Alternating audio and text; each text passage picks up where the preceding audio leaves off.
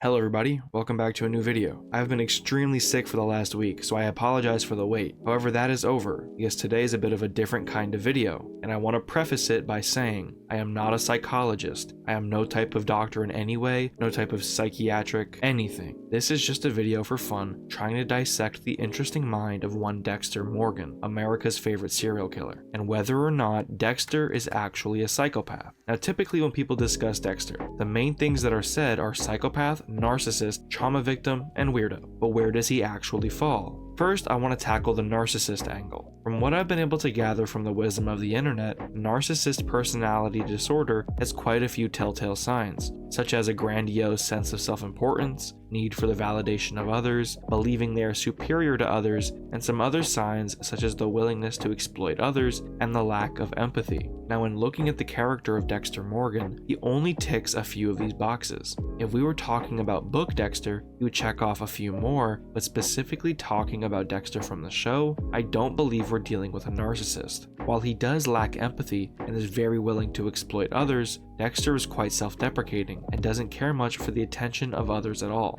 In fact, it's quite the pet peeve for him. We constantly hear Dexter talk about himself like he's a monster who belongs in the electric chair. He knows he's truly no better than most of the people he kills at heart, but he's also not willing to stop because this is what he's been made into. He knows when it comes to normal people, he would be considered bottom of the barrel trash, but he's also realistically not going to let himself be caught or punished on purpose. So overall, his vision of his own self-importance isn't very high at all, which does seem like the main characteristic of a narcissist. So I feel like we need to keep going and delve a little bit deeper into his mind. And that brings us to a very big theory within the Dexter community, is that Dexter is actually not psychopathic or narcissistic or anything like that, but is actually suffering from an extreme form of PTSD, which has manifested itself into him committing these horrible deeds to cope with what happened to his family. Now, the death of his mother is the strongest argument to say that Dexter wasn't born with the psychopath bug, but because of his trauma and the way Harry and Vogel went about it, it kind of nudged him down the path of being a serial killer, and maybe without them, he wouldn't have become what he became.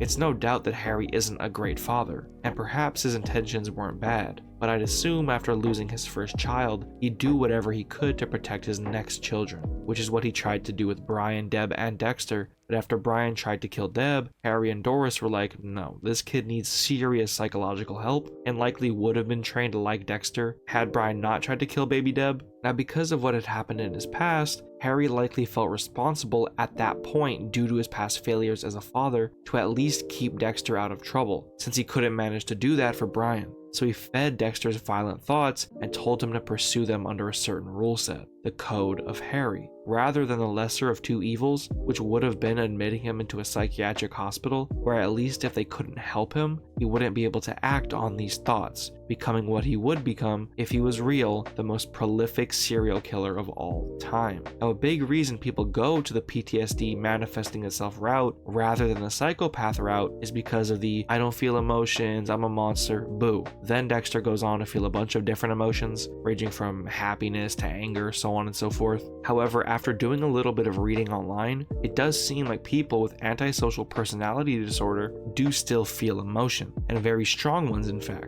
It's just not all the same ones that people without it would feel. Dexter does visibly feel sadness over certain things, specifically during the season 4 finale heading into season 5. And while I'd love to say I believe Dexter was sad over Rita's death because he loved her, I don't think that's what it was. The reason Dexter was so distraught over Rita's death was because that moment showed him that he can't have it all, which is one of the main reasons he kept Arthur alive for so long. He saw how Arthur managed to be this absolute monster, yet still lead a successful social and romantic life, so he thought, and Dexter had to come to the realization that everything he touches gets destroyed. I think to a certain degree, he did love-ish Rita in a certain way, more pity her and just feel bad that she struck out twice with husbands. And even when he killed the man who disrespected her, I have a hard time believing it was entirely because he was grief-stricken over the woman he supposedly loved being murdered. and I believe this also applies to the death of Deb as well, although that was at a point in Dexter's life when he was really trying to change for Hannah and Harrison, so I don't really know. The entire ending of season 8 was really weird and muddies the water a little bit. It just seemed far more of a protective role over Rita and Deb and everyone else, rather than genuine human connection and love. He even says as much when Harrison shoots him in New Blood. That was the first time he said he felt genuine love, but we heard that before with Hannah, so who knows even if that was true? Probably not, because the Dexter in New Blood was one of the most unhinged versions we'd ever seen of him, at least since the first couple of seasons, or like the end of season 7. And bringing back up the PTSD theory, I think that yes, Dexter absolutely positively does have PTSD from the death of his mother, without a shadow of a doubt, and that could play into what he does a whole lot. But at the same time, I do believe that Dexter is a psychopath. His fake charm, cold demeanor, disregard of the law for the sake of the thrill of the kill all point to Dexter being a psychopath. I mean, he gets a euphoric release from his killings that he truly wouldn't get otherwise. I know Original Sin does try to show us that Dexter wasn't the bad one out of him and Brian, and that Brian was exhibiting these horrible actions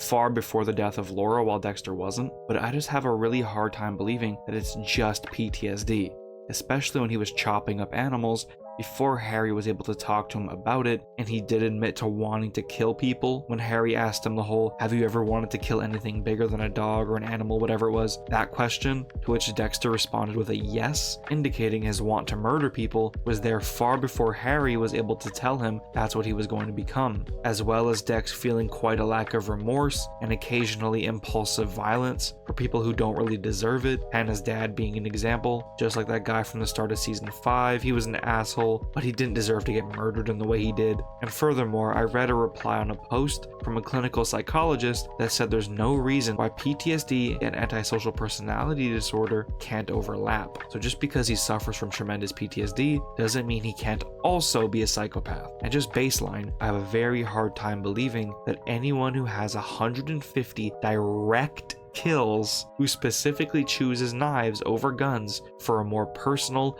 less messy and loud touch isn't a psychopath. So that's my thoughts on it. All in all, I'd love to hear your thoughts, because this is a question I still see going around in the Dexter community, and a ton of people have a ton of different opinions, and I'd love to hear your guys's. Also, I wanted to thank you guys for 5,000 subscribers. That absolutely blows my mind. And I know I'm very, very late on thanking you guys about that, but I've just been so locked in on trying to keep these videos consistent on top of a million other things, and it's just been a hectic few months. But thank you guys. You guys are so awesome, and I will see you guys very, very soon.